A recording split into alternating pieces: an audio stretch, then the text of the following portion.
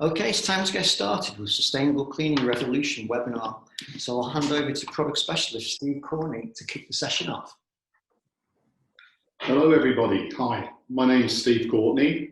I'm Business Development Manager for Robert Scott and Product Specialist for Toucan devices that we sell. First of all, I want to welcome you today and thank you very much for taking the time to join us. I hope you're all keeping well and safe out there wherever you are.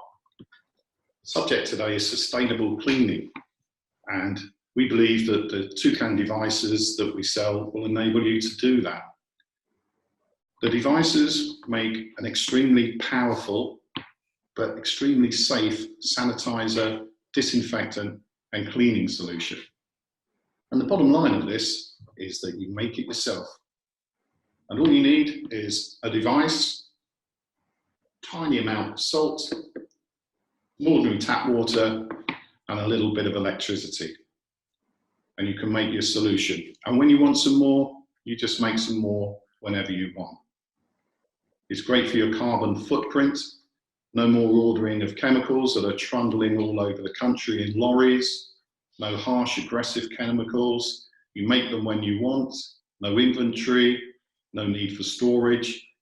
And also fantastic for curtailing your use of plastic waste, because all you're going to do with these devices is reuse your spray bottles, fill up your mop buckets, or put them into your scrubber dryers.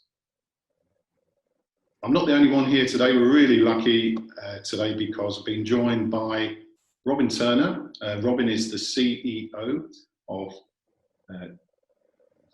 Centrigo that make these Toucan devices, and we've been working with Robin and Centrigo for the last 5 years. So I'm just going to give Robin a wave. Hello Robin, are you there? Yes, I'm here. Thank you, Steve. Good to see you. Thank you, Robin.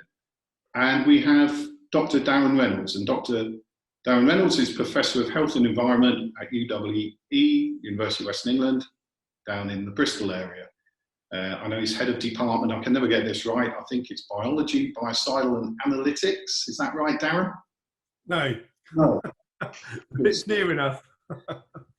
So for those out there, Robin makes the devices, he's been heavily involved for many years, and Darren is an expert in these solutions, and the solutions are, the scientific word is electrochemical activated solutions, ECAS, and you'll hear Darren mention that when he starts to talk to us. So I think the first thing I'm going to do is just make some solution up for you, just to show you how this thing works. And in front of me here, I hope you can see it okay, we have the smallest device we do. We do several devices, they all do the same thing, but make amounts of solution. And the one I've got here is a Toucan Eco 3. What I'm going to do, Robin, if that's okay, I'll start it going, and then if you wouldn't mind, I'll come to you, and if you could just explain to our webinars or webinees just exactly what's going on in there, if that's okay with you. So, everybody out there, that's just a jug of tap water. We got that from the canteen round the corner. That just fits on the base there. I hope you can see that. There's a blue light there. It's just ordinary table salt in this. And for 1 litre, it's 2 grams. And you can get this salt from any supermarket. I get mine from Tesco's. Darren probably gets his from Fortnum and Mason. Robin, bargain home stores or something like that, I think. But it's worth just mentioning this because the thing about making this solution is it's virtually free once the devices are purchased. So for instance, you go to the supermarket, 750 gram container of table salt won't cost you more. And that will make you 375 litres of this solution, 500, 750 ml spray bottles. And you're making yourself an extremely powerful sanitizer, has all the accreditations, and we'll talk about coronavirus and virus kill a bit later on as well. So to get things started, 1 litre of water, 2 grams of salt. Just going to give this a little stir. What we're doing is introducing the tiny amount of salt there, which is sodium chloride, to the water, hydrogen and oxygen, and we'll press the button. And what you're seeing there, guys, is not only do you get a device for making this fantastic solution, you get your own lava lamp. The blue light has gone on there, and that's showing you how that's activated. Robin, do you mind just explaining to our viewers here what's actually happening now in the device? Yeah, sure. Thanks, Steve. So effectively, you've got a form of electrolysis. So as everybody will remember from their physics and chemistry school days, electrolysis is where you place a positive electrode, an anode, and a negative electrode, a cathode, into a solution. You pass the current across those, and the electrolysis changes the structure of the compounds and the elements that you have in that solution. So you're not adding or getting rid of any elements, you're changing the way that they're structured together, and you end up with a different solution. So here, as Steve said, you start off with water, so hydrogen, oxygen, and you put a little bit of salt in, so you're adding sodium and chloride. So at the start of the process, you have very slightly salty water.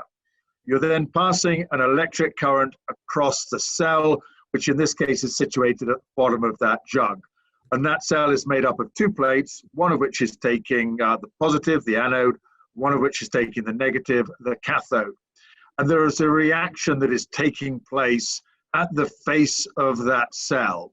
And you are restructuring your slightly salty water into a solution that contains two active substances. The first active substance is called hypochlorous acid, and hypochlorous acid is a very safe but very powerful disinfectant. And the reason that it's safe is because it's one of the compounds that we produce ourselves naturally. So when we come into contact with it, we don't have an adverse reaction. So the chloride in the salt combines with the hydrogen and the oxygen in the water to create hypochlorous acid, HOCl, hydrogen, oxygen, chloride. The sodium in the salt combines with the oxygen and a little bit of the chloride to produce sodium hypochlorite. And sodium hypochlorite, as a lot of you will know, is more commonly known as bleach.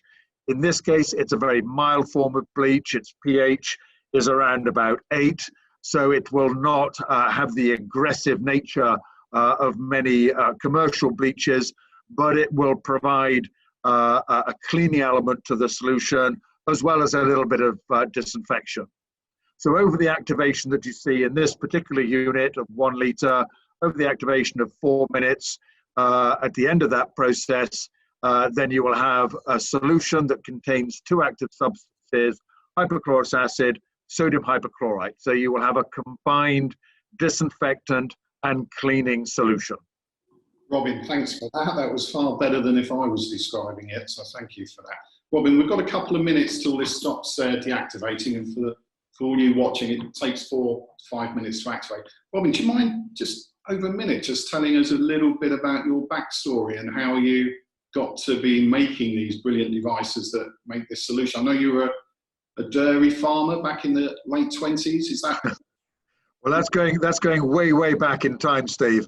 I mean, I became interested in this technology probably now about 12 years ago, with no scientific background or engineering background, but it seemed to me that if it did what people were claiming it could do, then that was interesting from a commercial point of view. The technology, excuse me, the technology was originally developed in the USSR at that stage, primarily as a response to the threat of biological warfare, but also in things like the gas and oil industry, trying to reduce microbiological loads, and interestingly enough, in things like cleaning mirrors for satellites. So a lot of research was put in the USSR, but the USSR then was freed up and became Russia. That continued. And then I guess about 20 years ago, 18 years ago, that technology started to migrate from Russia at that stage to South Korea and to the West. And at that point, the technology became a lot more robust, and scientists such as Darren started to take an interest in the properties of the solutions that were generated. And I guess the story of electrochemical activation, we've been part of that story for the last sort of 12 years as the technology has matured, but also as the scientists, like down at the University West of England, have put the scientific background and research into the solutions to give it scientific credibility. Robin, that was brilliant. Thank you very much for that. Just quickly, while Robin was speaking there, you may have noticed there was a little beep. All those watching, the device has stopped activating. You can see that I use the word relaxing down, and now that solution is made. And there it is. I'm going to pour it into a spray bottle. This is what you guys can do. And Steve, just while you're doing that, it's worth mentioning that you've got the smallest device, which is easy to demonstrate. There are a whole range of devices in terms of sizes, outputs, concentrations, the type of solution. So the one that Steve's demonstrating there is the smallest and effectively the most simple device that is there, but it's very good for a whole range of applications. And the solution in here, webinees and webinars who are listening in here, is non-toxic, non-hazardous, completely harmless. There's no COSH implications on this. Control of substances hazardous to health. So completely safe and easy to use, but loves killing bugs and loves killing viruses. And you just make that yourself. You'll now spray away on any hard surface, on fabrics. It will sanitize, etc., etc. So look, I'm going to pass over to Darren now. I wouldn't mind asking you, Darren, how does that work? What is hypochlorous acid, and how does it do what it does? Well, Robin gave a very, I think he's put me out of a job by talking a little bit about the science there. I would just point out, just referring to what Robin mentioned earlier, actually, what you've just demonstrated there, Steve, is beautiful chemistry. And that would be absolutely a fantastic reproduction of Michael Faraday's experiments in the early part of the 19th century. So around 1839, he would have performed something very similar to what you've performed there, using slightly, obviously, much dated material and dated substances. So actually, hypochlorous acid is a British invention. And I take absolutely Robin's point about some of the technological advancements. But what's interesting about this entire story is the things that we've forgotten about. And hypochlorous acid and the electrolysis process has been a forgotten science. I mean, Michael Faraday did that in the mid part of the 19th century. Hypochlorous acid was used to treat wounds in the Boer War and in the First World War. And then, in the early 20th century, we then, realized antibiotics, and we kind of forgot all these wonderful inventions. And I think other countries such as Russia didn't forget and then subsequently developed the technology, and we went a slightly different way. And the reason why hypochlorous acid is such a fantastic antimicrobial solution is in part because of its chemistry. So you have two things predominantly in that electrochemical cell there that you've just demonstrated. And the two things that Robin very well explained is hypochlorite, and the other aspect of that is hypochlorous acid.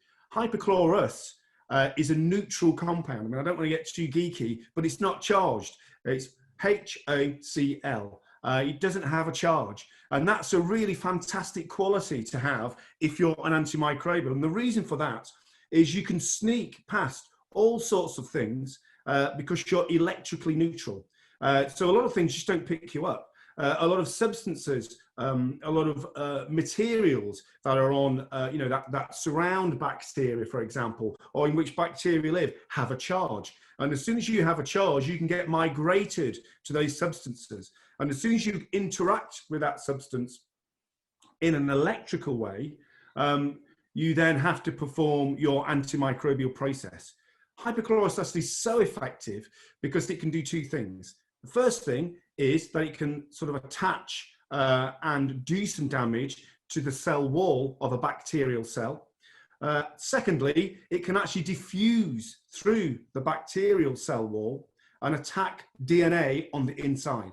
And that's, so it has a double-stranded or a double-pronged approach. Hypochlorite, on the other hand, is so reactive that it generally has done all of its work by the time it reaches the outer cell of the bacteria. And what we know about bacteria is they're wonderful things. I mean, I know they've got a very bad press at the moment, and viruses quite rightly too, from a human perspective, but from an evolutionary perspective, they're magnificent things. And they come in all different shapes, sizes, and structures. And some bacterial cell develop mechanisms for becoming more resistant to invading bodies on the outside. And one of those things could be a thicker cell wall. Hypochlorous acid doesn't have that problem because it can diffuse through that cell wall because it's electrically neutral and cause damage on the inside. So that's the wonderful thing about hypochlorous acid. And again, picking up on what Robin mentioned earlier, our bodies produce hypochlorous acid. We produce lots of radical substances, or oxygen radicals, all that kind of stuff within our body to counteract invasions from outside in much smaller quantities, but nevertheless our bodies has developed this from an evolutionary perspective ability to produce such substances in small amounts through our white blood cells to counteract invasions, really. Robin, for our webinars here who are out there listening to this, would you advocate hypochlorous acid, the devices that Robin's made to help us in a sustainable world, which is something that we're, really at the forefront at the moment, aren't we? Yes, I mean, I think, Steve, it's interesting in terms of the evolution of demand of systems that generate these solutions. And I would say that last year and the year before, there was a lot of interest in the systems because people and corporations felt that they were environmentally sensitive and responsible. In other words, of course, there is an energy and a plastic and a carbon footprint in manufacturing the device and getting that device from the factory to the site. But once it's on the site, then the only things that have to be brought in are water, which is available, a little bit of power that is available, and then salt. So salt is the only consumable that has to be brought in from the outside. But in such small quantities, it's it should be taken in context. So in terms of its environmental credentials, first of all, the consumables that are being used are water and salt, both natural, but more importantly, naturally sustainable. Yes, you've got a little bit of power, but the amount of power required per litre is extremely small. You've then got a very, very limited carbon footprint in terms of transport. So, as I said, you've got the transport of the device from the factory to the site, but if you compare that with synthetic chemicals, every month there is a transportation. Well, first of all, there's transportation of raw materials from a provider to a manufacturing hub. Then it's put in plastic containers. Then it's sent to a distribution hub. Then it's sent out every month to the end client. Transport, plastic containers, and then the disposal of the packaging, whether it's cardboard packaging for containers to be in, or the plastic containers themselves. And of course, a lot of the manufacturers will say that plastic is recyclable, but we know from statistics that even in this country, it's well-developed environmental policies, only about 1/3 of plastic containers actually get recycled. The rest go into landfill, and then you're looking at a decomposition profile of over 400 years. So I think in terms of its environmental footprint, these systems tick a lot of boxes. And then when you look at the solution itself, the solution will relax back to slightly salty water, either over time or when it's used and comes into contact with organic matter. So there's no hazard to any waterways if that solution is discharged. Dan, it'd be remiss of us not to mention a really interesting, fantastic project that you're carrying out at UWE, and I think Robin's involved with that, which is Project India. Could we give you a couple of minutes just to tell everybody listening in about that project, please? Yeah, brilliant. Well, we're sort of taking UK inspired technology that we've spent a lot of time developing, and we're working with our Indian partners. That's over in Kolkata in West Bengal, and a colleague of mine, Professor Tapan Dutta from the Bose Institute. And we're developing water technologies capable of turning dirty water into clean water. And some people might say, well, why is that so difficult? Or is that difficult? Well, the answer clearly is yes. And the reason why the answer is yes is because there are probably half the world's population don't have adequate sanitation. Up to probably 800 million lack biologically safe water. So we're using the very types of technology that you've demonstrated over there, Steve, and we're applying that to treating water. Clean drinking water, we're using it to disinfect at the end of a process, but we're also using that very same type of technology to help keep filtration membranes clean in our water treatment technology. And what we've been able to achieve at the moment is continuous production of clean drinking water on site at the University of the West of England for a period of about 9 months, creating over 2 million litres of clean water. That's water that you would drink, that I would drink, that I would gladly give to my children. 2 million litres. So that's probably equivalent to keeping 300 people in safe water for a whole year. Or looking at another way, it's maybe 6 million plastic bottles worth of water. So this technology is extremely versatile and extremely useful. You can use that in those big systems that I just talked about, or you could even use it in much smaller systems at a household level, indeed very similar to how you're using it now in your demonstration. And again, just to get back on the sustainability side, it's absolutely vital. We all have a role to play. I mean, bleach has been used since the middle part of the 19th century. In the UK alone, we consume and dispose of 7.7 billion plastic water bottles just for water in the UK every single year. 7.7 billion. So we are reaching a stage where plastic, it should absolutely not be an option for products where there are clear alternatives. It takes 180 litres of water to produce 1 kilogram of plastic, right? So you can see there's just a vicious circle. So in terms of sustainability, we all have a role to play. We're doing our bit with our partners in relation to providing clean drinking water to India. And I think people here in Europe and certainly in the UK can play their part by choosing alternative technologies and approaches that, you know, remove the need for single-use plastic. And sorry, Steve, can I just butt in? Darren, you did tell me a really shocking statistic about the death rate for children through poor quality drinking water in India. Well, I mean, just in general, Robin, you know, on planet Earth, biologically unsafe water has killed more people than all the wars that we've ever had. So it remains the biggest killer today, this year.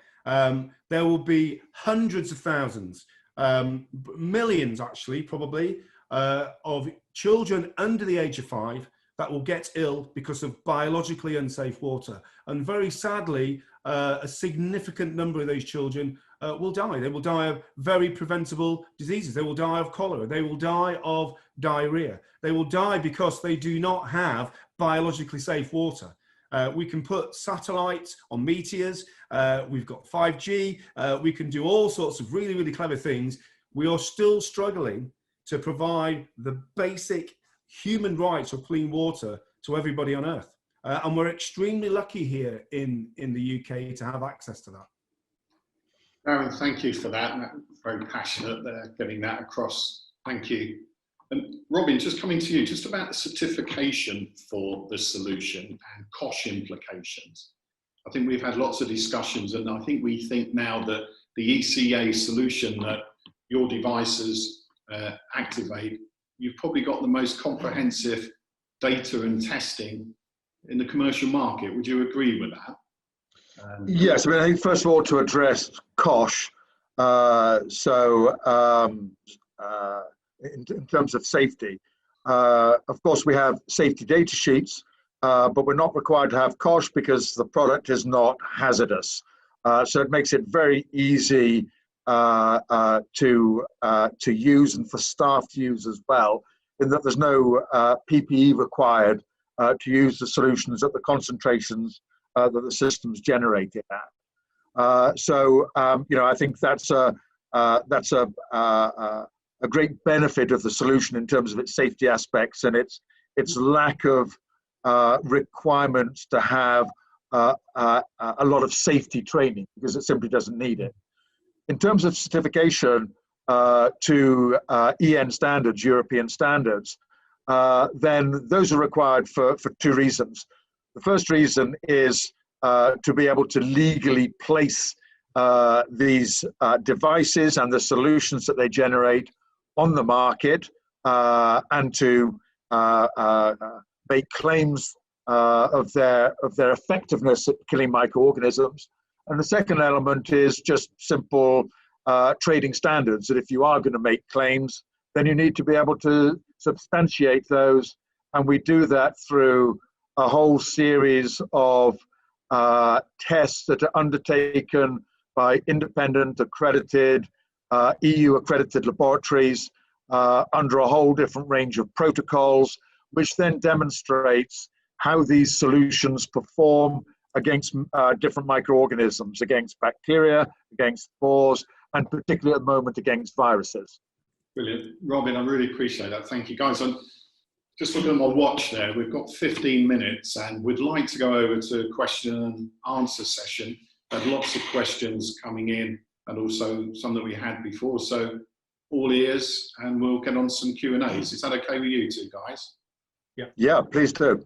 Thank you. Okay, well, we did have some questions submitted before the session started. So if we can start with those, and then we'll move on to some of the questions that have been submitted during the session. The first one is, has it been tested to kill the coronavirus? And I know Robin's just touched on some of that, but if we can possibly just answer that question directly. Could you help us with that one, Robin? Yes, for sure. I mean, I think the first thing to say is that there are virtually no commercial biocides that have been tested against COVID-19. And the reason for that is that, you know, no commercial laboratory wants the responsibility of actually having COVID-19 there in the lab. So they're tested against surrogates.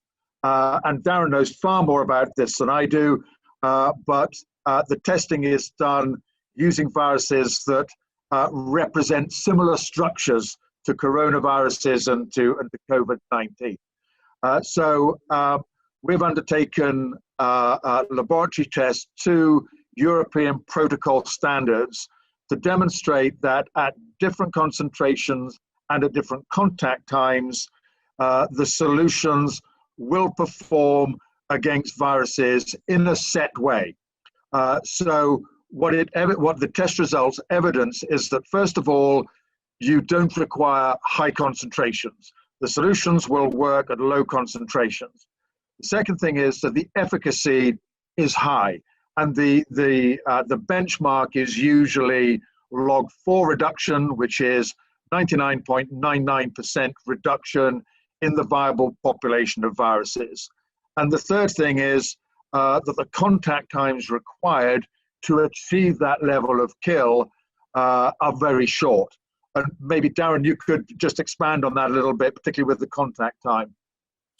Yeah, I mean, I think all good and reputable suppliers of any technology or any biocide actually should be open to sharing their EN testing results. And it's really, really important that people understand this. You know, there are, in my experience, There are people that are very diligent in terms of presenting their products, and there are some people I've come across who are not. And certainly the good suppliers, and I've known Robin and indeed done some work with Robin and his solutions, they will have that those testing done, and it is a requirement at a European level to have those testing in place, that testing in place, to satisfy the biocidal product register, but also to confirm that the product is effective against bacteria and effective against viruses. Actually, most viruses are actually not difficult to inactivate. So you can't kill a virus, it's a very technical thing, but viruses aren't actually technically alive, but they are capable of replicating. And their structures are very different to bacteria. And you more or less get two types in terms of structures of viruses. You get enveloped viruses and non-enveloped viruses. And what we know about SARS-CoV-2, which causes the disease COVID-19, is that it's a coronavirus. And it's an enveloped coronavirus, and it sort of literally looks like a sun, you know, the corona of a sun. Most biocides are not challenged. Reputable biocides, they're not challenged by the actual coronavirus, because we know from a scientific perspective that all the usual things that we use, like alcohol, and most of you will be using alcohol gel on your hands, or chlorine-based products, are pretty effective against the virus. And that's been pretty strong through the messaging. What I think is also important to understand is the speed at which some of these biocides kill. And certainly with the work we've done using electrochemically activated solutions, the fact that you're putting through a lot of electricity adds an extra special electrical quality to the substance, and that helps actually in providing very rapid kill times. So in some of the stuff we've done, we've been able to show that you can inactivate bacteria in under 2 seconds, actually, in a very controlled way. So we know that the mode of action and the speed of kill in relation to those solutions, providing they are prepared correctly and in technology that's been approved, the speed of kill can be really, really quick. I think the key thing is to engage with the manufacturers and understand best how to apply that, you know, in a particular cleaning circumstance. That's often, you know, we have all this theoretical science, which is wonderful, but actually the manufacturers who have all the experience in applying that in a practical way, the knowledge they hold is really critical to ensure that you're effectively combating, contamination from the virus. Darren, can I just cut across you just on a quick question that's just come up in front of me? I think we discussed this the other day. The question is, the good guidelines advise 1,000 parts per million for disinfection against coronavirus. And I see that the Toucan is 80, this is 100 parts per million, but obviously we can get that to 200 or 300 parts per million. What is this 1,000 parts per million for disinfection? And I hear that all the time when I'm out about the devices. Well, I'm not sure where that comes from. It kind of seems like a quite arbitrary figure. I mean, I think it really comes down to what you're talking about. There are different types of chlorine. I know that sounds a bit bizarre, but we're talking about 2 different types of chlorine now. We're talking about hypochlorite and we're talking about hypochlorous. Now, if you were to take those 2 apart and just say, let's compare hypochlorite with hypochlorous, their mode of action, their efficacy would be very, very different. So what does that mean? Well, that means that on one hand, if I'm using hypochlorite, I may need 300 parts per million of chlorine equivalent, okay? But for hypochlorous, it may mean that I only need 50. So to sort of treat everything with this sort of same, tar everything with the same brush, and to have this homogenized view about biocides and disinfectants is probably a little bit, it's too blunt, really, and it's not subtle enough. What you're really interested in is having biocides that have proven efficacy under those set conditions that Robin described earlier. And the European Union and indeed the UK provide that framework under those EN testing regimes. So that's really where you need that's really where the real value or the real information and knowledge hides. I think these arbitrary figures are probably just there to be very blunt, to be very simple, so that people know. 1,000 ppm is actually quite high.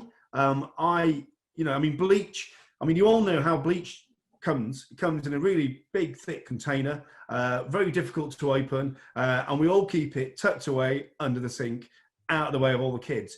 And there's a good reason for that. Is because actually bleach is actually quite toxic, and arguably under the current regulations wouldn't even be approved as a product actually. To me, 1,000 ppm is actually quite high.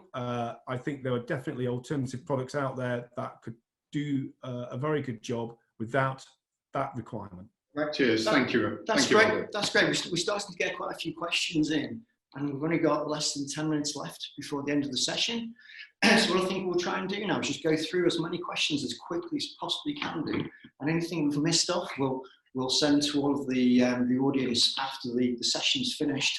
Well, we've been asked the same question by two people, by Richard and Charlotte, and it's basically, how do you prove the solution is activated? Okay, you can buy little chlorine strips. They're very cheap, they're very effective. You can put them, Steve's got one there, you can put them in the solution after activation.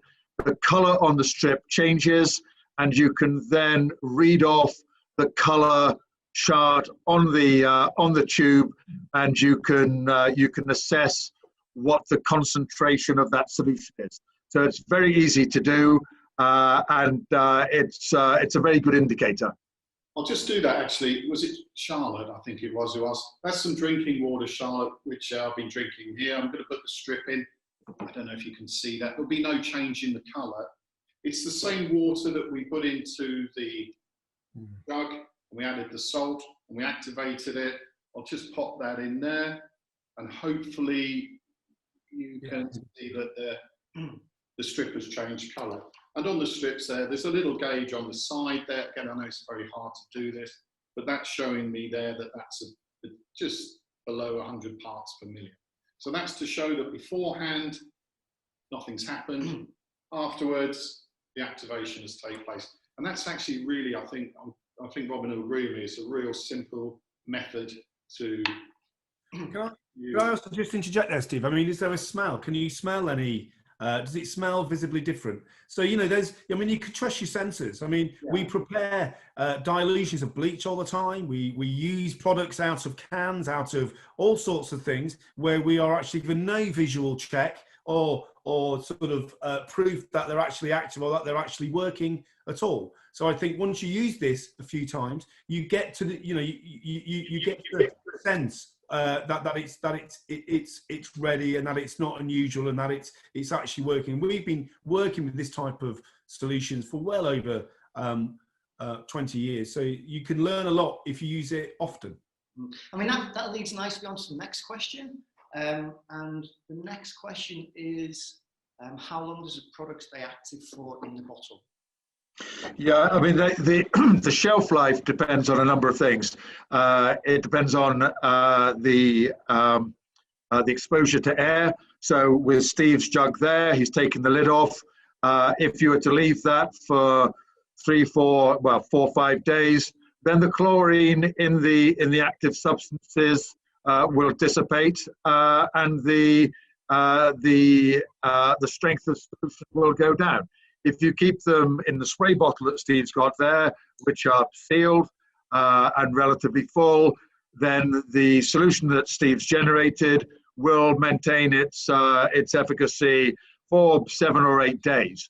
I think the thing about these systems are that it shouldn't really be a concern. If anybody's worried about how old this solution is, either throw it away because it's cost you virtually nothing to produce, or just reactivate it again. If it's only a couple of days old, you'll just have a slightly stronger solution at the end of it. So you shouldn't really be having solution lying around that's more than a few days old, because there's no need for that. That's fantastic. Thank you very much, Robin. We've had 2 questions in, which is largely the similar sort of question. And can you use the solution to fog and mist larger areas?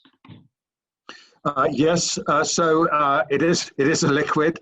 So you can either use it as a liquid, you can use it in an atomized form as a spray or a mist. You can freeze it and make it into ice and still maintain its efficacy. So I know that Darren and his team at the University of West of England did some research on the efficacy when it's in a misted form. Darren, you'll correct me, but I think that there was very little loss of efficacy when it was misted, which means that you can apply it as a mist. And of course, that then allows you to disinfect wherever that mist comes into contact with. And quite a few of my discussions recently have been about the importance of contact between the solution and the surface that you're looking to disinfect. It's not about volume, it's about contact. So the finer your spray, whether it's in Steve's spray bottle or in a misting device, the better the contact is and the less volume of solution that you use. You will still do the same job, you will still use the microorganisms because you're making contact between the solution and the surface and the microorganism. If there's no contact, you're not going to disinfect. And I think as well, that's just a slight word of caution, and this is nobody's fault, but the science around aerosolization of antimicrobials and, you know, if you like, a very well-developed rubric for its application is just not that well developed. I mean, that's just a hole in the whole landscape in this area. It's not because nobody's been bothered to do it. It's because it's actually quite difficult science. You do lose some efficacy when you aerosolize this solution. You lose efficacy in all biocides when they're aerosolized. So I think it's about really understanding what it is you're trying to achieve when you're aerosolizing an antimicrobial.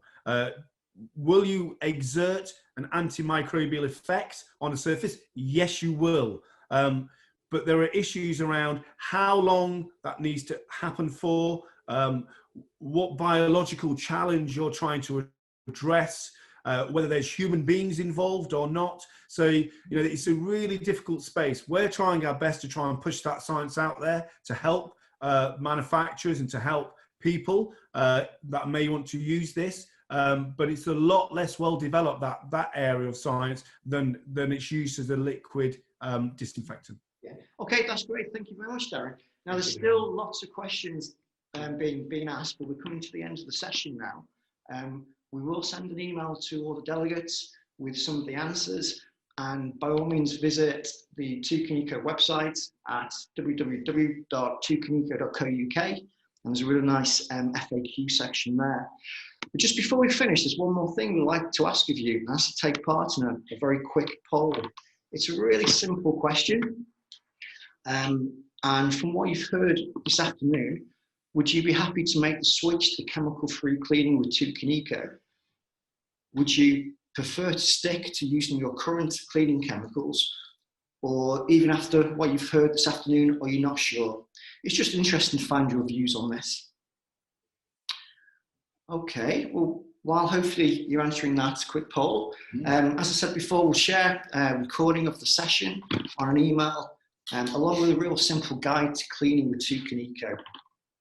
And then finally, the next webinar, which is COVID-19 cleaning training for workplaces, which will be hosted by Robert Scott, Kelly Briley, and Tom Capper.